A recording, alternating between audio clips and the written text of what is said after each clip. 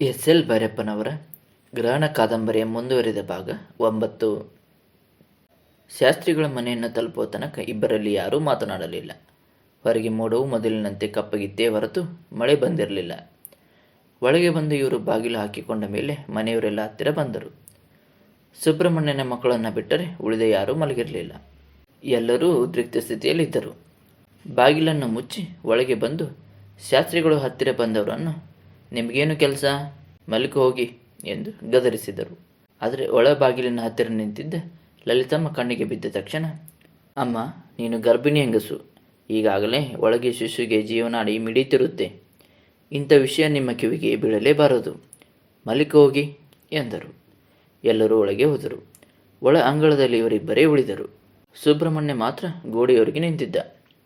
ಮುಂದೆ ಪ್ರಿನ್ಸಿಪಾಲ್ ಅವರು ಕೇಳಿದರು. ಅವರೇನೋ ಸಮಸ್ತ ಜನರ ಎದುರಿಗೆ ಹೇಳ್ತೀನಿ ಅಂದರು, ಹಾಗಂತ ನಾವೆಲ್ಲರನ್ನೂ ಸೇರಿಸೋಕ್ಕಾಗುತ್ತದೆ? ಏನು ಮಾಡೋದು ಎಂದು ಪ್ರಿನ್ಸಿಪಾಲ್ ಅವರು ಕೇಳಿದರು. ವಿಷಯ ಯಾರಿಗೂ ಮುಟ್ಟದ ಹಾಗೆ ಇಡಬೇಕು. ಅಧ್ಯಕ್ಷ ಚಂದ್ರಪ್ಪನವ್ರನ್ನ ಕರೆಸೋಣ. ನಾನು, ನೀವು, ಚಂದ್ರಪ್ಪನವರು, ಯಜಮಾನರು 4 ಜನ ಸ್ವಾಮಿಗಳೆದುರು ಕೂರೋಣ. ನಾನು ಮಾತಾಡ್ತೀನಿ, ನೀವು ಮಾತಾಡಿ. ಮೊದಲು ನಮ್ಮನ್ನು ಗೆದ್ದು ತಾನೇ ಅವರು ಸಮಸ್ತರ ಮೇಲೆ ವಿಜಯ ಬರೆಸಬೇಕು. ಆದರೆ ತಾವು 4 ಸ್ವಾಮಿಗಳನ್ನು ಗೆಲ್ಲುವ ಬಗೆಗೆ ಪ್ರಿನ್ಸಿಪಾಲರಿಗೆ ಸ್ವಲ್ಪವೂ ವಿಶ್ವಾಸ ಹುಟ್ಟಲಿಲ್ಲ. ತಾವು ಲಲಿತಳನ್ನು ಮದುವೆಯಾದ ಪ್ರಸಂಗ ಅವರ ನೆನಪನ್ನು ತುಂಬಿಕೊಂಡಿತ್ತು. ಆ ಅಂಶವು ಅವರ ದೌರ್ಬಲ್ಯದ ಜಾಗವಾಗಿತ್ತು. ಅದನ್ನು ಮುಚ್ಚುವಂತೆ ಗುರಾಣಿ ಹಿಡಿದುಕೊಂಡು ಅವರು ಸ್ವಾಮಿಗಳ ಎದುರಿಗೆ ಖಡ್ಗವನ್ನು ಜಲ್ಪಿಸಬೇಕಾಗಿತ್ತು. ಯಾರನ್ನೂ ತಾವು ಇದುವರೆಗೆ ಪೂಜ್ಯರೆಂದು ಭಕ್ತಿಯಿಂದ ಕಂಡಿದ್ದರೂ ಅವರೆದುರು ಕೂತು ವಾದ ಮಾಡುವುದು ದುಸ್ಸಾಧ್ಯವಾಗಿತ್ತು. ಆದರೆ ಸ್ವಾಮಿಗಳು ಈಗ ಮಾಡುತ್ತಿರುವ ಕೆಲಸ ಅಧಮವಾದುದು. ಅವರಿಗೆ ತಿಳುವಳಿಕೆ ಹೇಳುವುದಂತೂ ತಮ್ಮ ವೈಯಕ್ತಿಕವಾಗಿ ತನ್ನ ಕರ್ತವ್ಯವೆಂದು ಅವರ ಮನಸ್ಸು ನುಡಿಯುತ್ತಿತ್ತು. ಆದ್ದರಿಂದ ಶಾಸ್ತ್ರಿಗಳು ಹೇಳುವುದು ಸರಿ, ಅವರ ಜೊತೆ ಹೋಗಿ ಕೂರುವುದು. ಮುಖ್ಯವಾದ ಮಾತನ್ನು ಅವರು ಆಡುತ್ತಾರೆ. ಮುಂದೆ ಏನು ಮಾಡಬೇಕೆಂಬುದನ್ನು ಶಾಸ್ತ್ರಿಗಳು ಚಂದ್ರಪ್ಪನವರು ನಿರ್ಧಾರ ಮಾಡ್ತಾರೆ. ಮಧ್ಯೆ ನನಗೂ ಏನಾದರೂ ಹೊಳೆದರೆ ಒಂದು ಮಾತು ನಿರ್ಧರಿಸಿಕೊಳ್ಳಬಹುದು ಎಂದು ತೀರ್ಮಾನಿಸಿಕೊಂಡರು. ನಾಳೆ ಬೆಳಗ್ಗೆಯೇ ಬಸವನಪುರಕ್ಕೆ ಆಳನ್ನು ಕಳಿಸಿ ಚಂದ್ರಪ್ಪನವರನ್ನು ಕರೆಸುವುದೆಂದು ಶಾಸ್ತ್ರಿಗಳು ನಿಶ್ಚಯಿಸಿದರು. ಪ್ರಿನ್ಸಿಪಾಲ್ ಅವರು ಹೋಗುಟ್ಟಿದ್ದರು. ರಾತ್ರಿ 12 ಕಳೆದಿತ್ತು. ಇಬ್ಬರನ್ನೂ ಇಲ್ಲಿಯೇ ಮಲಗುವಂತೆ ಶಾಸ್ತ್ರಿಗಳು ಅಚ್ಚಮ್ಮ ಹೇಳಿದರು. ಕೇಳದೆ ಪ್ರಿನ್ಸಿಪಾಲ್ ಅವರು ಹೆಂಡತಿಯೊಡನೆ ಮನೆಗೆ ಹೊರಟರು. ಗ್ರಹಣವಾಗಿದ್ದ ರಾತ್ರಿ ತುಂಬ ಬಸುರಿ ಎಂದು ಅಚ್ಚಮ್ಮ ಪಕ್ಕದ ಮುಂದಾಳಿನ ಮಗುಲಿನ ಮನೆಯಾಗಿದ್ದರೂ ತಾವು ಲಲಿತಮ್ಮನ ಜೊತೆಯಲ್ಲಿ ಹೋಗಿ ಬಾಗಿಲು ತೆಗೆದು ಒಳಗೆ ದೀಪ ಹಾಕುವ ತನಕ ಜೊತೆಯಲ್ಲಿದ್ದು ಎದಕೋಬೇಡಿ ಎಂದು ಹೇಳಿ ತಮ್ಮ ಮನೆಗೆ ಹಿಂದಿರುಗಿದರು. ಯಜಮಾನರು ಬೆಳಗ್ಗೆ ಮತ್ತೆ ಶಾಸ್ತ್ರಿಗಳ ಮನೆಗೆ ಬಂದರು. ತಾವು ಹಿಂದಿನ ರಾತ್ರಿ ಸ್ವಾಮಿಗಳನ್ನು ಕಂಡಿದ್ದ ಸಂಗತಿಯನ್ನು ಅವರು ಯಜಮಾನರಿಗೆ ಹೇಳಲಿಲ್ಲ. ಸಂಜೆ ಹೊತ್ತಿಗೆ ಚಂದ್ರಪ್ಪನವ್ರನ್ನ ಕರೆಸೋಣ, ಮುಂದಿನ ಮಾತು ಆಮೇಲೆ, ನೀವು ಅಧೈರ್ಯ ಪಡುವ ಕಾರಣವೇನಿಲ್ಲ ಎಂದು ಸಮಾಧಾನ ಹೇಳಿ ಅವರನ್ನು ಮನೆಗೆ ಕಳುಹಿಸಿದರು. ಬಹಳ ಮುಖ್ಯವಾದ ಕೆಲಸವಿದೆ, ಈ ತಕ್ಷಣ ಬರಬೇಕು ಎಂದು 2 ವಾಕ್ಯದ ಚೀಟಿ ಬರೆದು ಬೇರೆ ಯಾರ ಕೈಲೂ ಕಳುಹಿಸದೆ ತಮ್ಮ ಮಗ ಸುಬ್ರಹ್ಮಣ್ಯನನ್ನೇ ಸೈಕಲ್ ಹತ್ತಿಸಿ 12 ಮೈಲಿಯ ಬಸವನಪುರಕ್ಕೆ ಓಡಿಸಿದರು.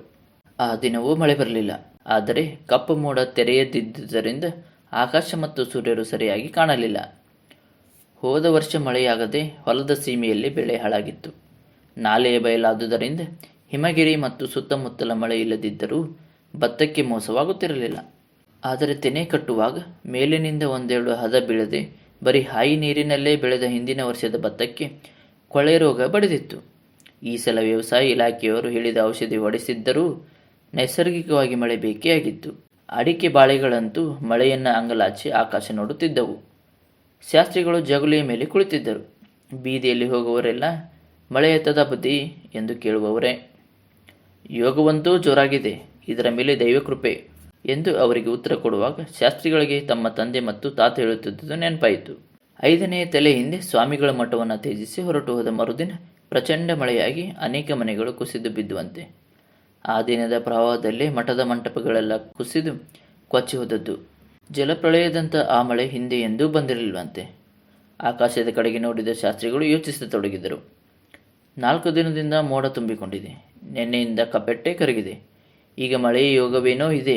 ಆದರೆ ಈ ಮೋಡದ ಕಾಳ ಕಪ್ಪನ್ನು ನೋಡಿದರೆ ಇದೇ ಮೋಡ ಕೆಳಗೆ ಸುರಿದರೆ ಇದು ಪೈರನ್ನು ಉಳಿಸುವ ಮಳೆಯಾಗುವುದಿಲ್ಲ, ಜಲಪ್ರಳಯವೇ ಆಗುತ್ತೆ.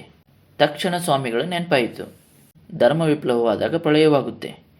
ಹಿಂದೆ ಸ್ವಾಮಿಗಳು ಉತ್ತರಾಧಿಕಾರಿಯನ್ನು ನೇಮಿಸಿ ಹೋದದ್ದಕ್ಕೆ ಧರ್ಮ ವಿಪ್ಲವವಾಯಿತೇನೋ, ಅಥವಾ ಯಾವುದೋ ಅಧರ್ಮ ಘಟಿಸಿದ್ದರಿಂದ ಅವರು ಇದ್ದಕ್ಕಿದ್ದ ಹಾಗೆಯೇ ಹೊರಟು ಹೋದರೇನೋ. ಒಟ್ಟಿನಲ್ಲಿ ಜಲಪ್ರಳಯವಾಯಿತು. ಈಗ ಸನ್ಯಾಸಿಗೆ ಮದುವೆ ಆಗುವ ಮೋಹ ಕವಿದಿದೆ. ಅಂದರೆ ಅದೇ ಧರ್ಮ ನಷ್ಟದ ಕಾರಣವಾಗಬಹುದು, ಅಥವಾ ಧರ್ಮ ನಷ್ಟವಾಗಿರುವ ಗುರುತಾಗಿರಬಹುದು.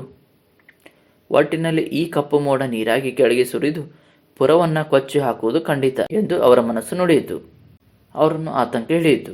ಗಳಿಗೆಗೊಮ್ಮೆ ಆಕಾಶವನ್ನು ನೋಡುವರು. ಒಳಗೆ ಹೋಗಿ ಪಂಚಾಂಗ ತೆಗೆದು ಬಲಗೈ ಬೆರಳುಗಳ ಗೆರೆಗಳ ಸಹಾಯದಿಂದ ಸಂಕಲನ ವ್ಯವಕಲನ ಮಾಡುವರು. ಧರ್ಮ ನಷ್ಟವಾಗುತ್ತಿರುವಾಗ ಧರ್ಮವನ್ನು ಕಾಪಾಡುವುದೊಂದೇ ಊರನ್ನು ಉಳಿಸುವ ದಾರಿ ಎಂದು ತೀರ್ಮಾನಿಸಿಕೊಂಡರು. ಹಿಮಗಿರೀಶ್ವರನಿಗೆ ವಿಶೇಷ ಪೂಜೆ ಮಾಡಿಸಬಹುದು, ಜಪ ಮಾಡಿಸಬಹುದು. ಆದರೆ ಇದೆಲ್ಲ ಗ್ರಾಮ ಸಮಸ್ತರೂ ಕೂಡಿ ಮಾಡಬೇಕಾದಂಥ ಕೆಲಸ. ಮಳೆ ಬಂದರೆ ಸಾಕು ಎಂದು ಜನರು ಬಾಯಿ ಬಿಡುತ್ತಿರುವಾಗ ಅತಿ ಮಳೆಯಾಗದಿರಲಿ ಅಂತ ಪೂಜೆ ಮಾಡಿಸಿ ಎಂದರೆ ಜನರು ಯಾರಾದರೂ ನಕ್ಕಾರು ಎಂಬ ಅರಿವಾಯಿತು. ಆದರೆ ಜನಸಾಮಾನ್ಯಕ್ಕೆ ಧರ್ಮಕರ್ಮ ನಿಯಮದ ಜ್ಞಾನವಾದರೂ ಎಲ್ಲಿದೆ ಎಂಬ ಆಲೋಚನೆ ಬಂದು ಕನಿಕರವೂ ಆಯಿತು. ಶಾಸ್ತ್ರಿಗಳು ಕರ್ಮಕಾಂಡವನ್ನು ಅಭ್ಯಾಸ ಮಾಡಿದವರು. ಕರ್ಮಶಕ್ತಿಯನ್ನು ಸಾಧಿಸಿಕೊಂಡರೆ ದೇವರೇ ಬೇಡ, ಇಂತಿಂಥ ಕರ್ಮ ಮಾಡಿದರೆ ಇಂತಿಂಥ ಫಲ ಕಟ್ಟಿಟ್ಟದ್ದು. ದೇವರು ಎಂಬ ಶಕ್ತಿ ಇದ್ದರೂ ಅದು ಕಾರಣರೂಪ ಕರ್ಮಕ್ಕೆ ಕಾರ್ಯರೂಪ ಫಲವನ್ನು ತಪ್ಪದೇ ಕೊಡಲೇಬೇಕು. ಅಂತಹ ಕರ್ಮಠರು ಹಿಂದೆ ಇದ್ದರು, ಈಗ ಇಲ್ಲ. ಅದೆಲ್ಲ ಸಾಧನೆಯ ಮಾತು. ಒಂದು ಥರಕ್ಕೆ ಜ್ಞಾನ ಭಕ್ತಿಗಳಿಗಿಂತ ಕರ್ಮವೇ ಹೆಚ್ಚಿನದು ಎಂದು ನಂಬಿದ್ದ ಅವರಿಗೆ ಸ್ವಾಮಿಗಳ ಈ ಮಾರ್ಗ ಮೊದಲಿನಿಂದ ಸೂಜಿಗದ್ದಾಗಿಯೇ ಇತ್ತು. ಕರ್ಮವೆಂದರೆ ಈ ಸ್ವಾಮಿಗಳು ಮಾಡುತ್ತಿರುವುದಲ್ಲ, ವೇದದಲ್ಲಿ ಹೇಳಿರುವ ನಿತ್ಯ ನೈಮಿತ್ತಿಕ ಕರ್ಮಗಳು, ಯಜ್ಞಯಾಗಾದಿಗಳು, ಆಶ್ರಮಾಚಾರಗಳು. ಆದರೆ ಈ ಸ್ವಾಮಿಗಳು ಏನೂ ಮಾಡುವುದಿಲ್ಲ. ಆದರೂ ನಾನು ಅವರನ್ನು ಕರ್ಮ ಮಾರ್ಗದ ಸನ್ಯಾಸಿ ಅಂತ ಜನರ ಕೈಲಿ ಹೇಳಿದೆ. ಯಾವುದಾದರೂ ಆಗಲಿ, ಒಟ್ಟಿನಲ್ಲಿ ಈಗ ಧರ್ಮಚ್ಯುತಿಯಾಗುತ್ತಿದೆ. ಯಾವ ಮಾರ್ಗದ ಸನ್ಯಾಸಿಯಾದರೂ ಸಂಸಾರವನ್ನು ಬಯಸಿ ಹಿಂತಿರುಗಿದರೆ ಅದು ಧರ್ಮ ವಿಪ್ಲವವೇ. ಇಂದು ನಾಳೆಯಲ್ಲಿ ಮಹಾವೃಷ್ಟಿಯಾಗಿ ಜಲಪ್ರಳಯವಾಗುವುದು ಖಂಡಿತವೆಂದು ಅವರ ಮನಸ್ಸು ಮತ್ತೆ ಮತ್ತೆ ಮತ್ತೆ ಹೇಳಿತು. ಜಗುಲಿಯಿಂದ ಹೊರಗೆ ಬೀದಿಗೆ ಬಂದು ಅವರು ಮತ್ತೆ ಮತ್ತೆ ಆಕಾಶವನ್ನು ನೋಡಿದರು. ಕಪ್ಪು ಮೋಡ ಸ್ವಲ್ಪ ಹೊತ್ತು ಮುಂದೆ ಸಾಗುತ್ತಿತ್ತು. ತೆಳುವಾದ ಮೋಡ ತೇಲಿ ಬರುತ್ತಿತ್ತು. ತೆಳು ಮೋಡವೇ ಮತ್ತೆ ಕಪ್ಪಾಗುತ್ತಿತ್ತು. ಅವರು ತಮ್ಮ ಮನೆಯ ಗೋಡೆ ಹಂಚುಗಳನ್ನು ನೋಡಿದರು. ಕಳೆದ ವರ್ಷ ಮಳೆಯೇ ಆಗಲಿಲ್ಲ. ಹೆಂಚನ್ನೂ ಕೈ ಆಡಿಸಲಿಲ್ಲ. ಜೋರು ಮಳೆ ಬಂದರೆ ಸೋರಬಹುದು, ಸೋರಲಿ ಪರವಾಗಿಲ್ಲ. ಆದರೆ ಪ್ರಳಯವಾಗುವಂಥ ಮಳೆ ಧುಮುಕಿದರೆ ಈ ಹೆಂಚು ತಡೆಯುವುದಿಲ್ಲ. ಹಳೆಯ ಕಾಲದ ಮಣ್ಣಿನ ಗೋಡೆ ಉಳಿಯುವುದಿಲ್ಲ ಎಂಬ ಆತಂಕವಾಯಿತು. ಸುಬ್ರಹ್ಮಣ್ಯ ಮಧ್ಯಾಹ್ನದ ಹೊತ್ತಿಗೆ ಸೈಕಲಿನಲ್ಲಿ ಹಿಂತಿರುಗಿದ. ಚಂದ್ರಪ್ಪನವರು ಸಿಕ್ಕಿದ್ದರು. ಏನು ವಿಷಯ ಅಂತ ಕೇಳಿದರು. ನಮ್ಮ ಮನೆಯವರೇ ಹೇಳ್ತಾರೆ, ತಕ್ಷಣ ಬರಬೇಕು ಎಂದು ಅವನು ಹೇಳಿದ. ಅವರು ಯಾವುದೋ ಒಂದು ಪಂಚಾಯಿತಿ ಮಾಡಬೇಕಾಗಿತ್ತು. ಅದನ್ನು ಮುಗಿಸಿ ಸಂಜೆ ಹೊತ್ತಿಗೆ ತಪ್ಪದೇ ಬರುವುದಾಗಿ ಹೇಳಿ ಕಳುಹಿಸಿದರು. ರಾತ್ರಿ 7 ಗಂಟೆ ಹೊತ್ತಿಗೆ MLA ಚಂದ್ರಪ್ಪನವರ ಮೋಟಾರ್ ಬೈಸಿಕಲ್ ಹಿಮಗಿರಿಗೆ ಬಂತು. ಮೊದಲು ಯಜಮಾನರ ಮನೆಗೆ ಹೋಗಿ ನಿಂತಿತು. ಅಲ್ಲಿ ಕೈಗೆ ನೀರು ಇಸಿದುಕೊಂಡು ಕಂಚಿನ ಗಂಗಾಳದಲ್ಲಿ ಅನ್ನ, ಸಾರು, ತುಪ್ಪ, ಮೊಸರುಗಳನ್ನು ಉಂಡು ಚಂದ್ರಪ್ಪನವರು ಯಜಮಾನರೊಡನೆ ಶಾಸ್ತ್ರಿಗಳ ಮನೆಗೆ ಬಂದರು.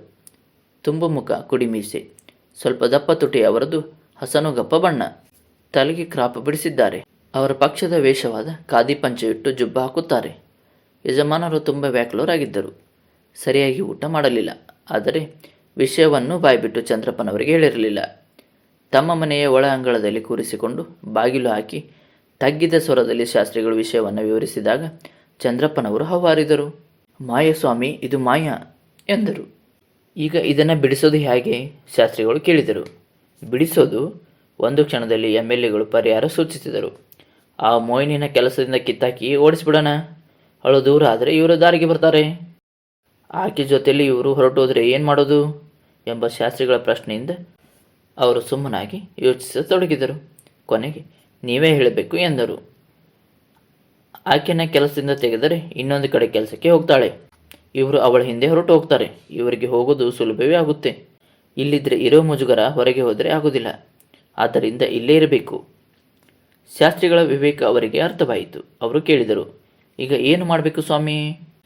ನಡೀರಿ, ನಾವು ಹೋಗಿ ಸ್ವಾಮಿಗಳ ಕೈಲಿ ಮಾತಾಡೋಣ. ಆದರೆ ಸ್ವಾಮಿಗಳ ಎದುರಿಗೆ ಕೂತು ಮಾತನಾಡಲು, ವಾದ ಮಾಡಲು ನೀವು ಮಾಡುತ್ತಿರುವುದು ತಪ್ಪು, ತಿದ್ದಿಕೊಳ್ಳಿ ಎಂದು ಹೇಳಲು MLAಗಳಿಗೆ ಹೆದರಿಕೆ ಆಗುತ್ತಿತ್ತು. ಅವ್ರ ಕೂಟ ಹೇಗೆ ಮಾತಾಡೋದು? ನೀವು ಬನ್ನಿ, ನಾನು ಮಾತಾಡ್ತೀನಿ. ಅವರು ಮೊದಲು ನನ್ನನ್ನು ಮಾತಿನಲ್ಲಿ ಗೆಲ್ಲಲಿ. ಶಾಸ್ತ್ರಿಗಳ ಧರ್ಮ, ಕರ್ಮ, ವೇದ, ವೇದಾಂತಗಳ ಜ್ಞಾನದ ಬಗೆಗೆ ಚಂದ್ರಪ್ಪನವರೂ ಕೇಳಿದ್ದರು. ಕಳೆದ 4 ವರ್ಷದಿಂದ ಸಮಿತಿಯ ಅಧ್ಯಕ್ಷರಾಗಿ ಅವರ ಮತ್ತು ಶಾಸ್ತ್ರಿಗಳ ಸಂಪರ್ಕ ಬೆಳೆದಿತ್ತು. ಆದರೆ ಅವರ ವೇದಾಂತ ಜ್ಞಾನವನ್ನು ತಿಳಿಯುವ ಸಂದರ್ಭ ಬಂದಿರಲಿಲ್ಲ. ಬಂದಿದ್ದರೂ ಅದು ಇವರಿಗೆ ತಿಳಿಯುತ್ತಿರಲಿಲ್ಲ. ಈಗ ಮಾತಿನ ಭಾರವನ್ನು ಶಾಸ್ತ್ರಿಗಳು ಹೊರಲು ಸಿದ್ಧರಾಗಿದ್ದರಿಂದ ಇವರಿಗೆ ಸ್ವಲ್ಪ ಸಡಿಲವಾಗಿ ಉಸಿರು ಬಿಡುವಂತಾಯಿತು. ಪ್ರಿನ್ಸಿಪಾಲರನ್ನು ಕರೆಸಿದರು. ನಾಲ್ವರು ಸ್ವಾಮಿಗಳ ಗುಡಿಸಲಿಗೆ ಹೊರಟರು. ಆಕಾಶವನ್ನು ಮುಚ್ಚಿದ್ದ ಮೋಡ ಕಡಿಮೆಯಾಗಿರಲಿಲ್ಲ.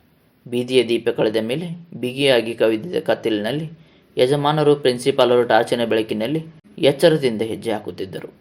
ನದಿಯ ಇಳುವು ಆರಂಭವಾಗುವ ಮುಂಚೆ ಎಡಭಾಗಕ್ಕೆ ತಿರುಗಿ ಹಳ್ಳವನ್ನು ಇಳಿದು ಹತ್ತಿ ಮರ ಗಿಡಗಳ ನಡುವೆ ಹಾಯ್ದು ಇವರು ಹೋದಾಗ ಗುಡಿಸಲಿನ ಬಾಗಿಲು ತೆರೆದಿತ್ತು.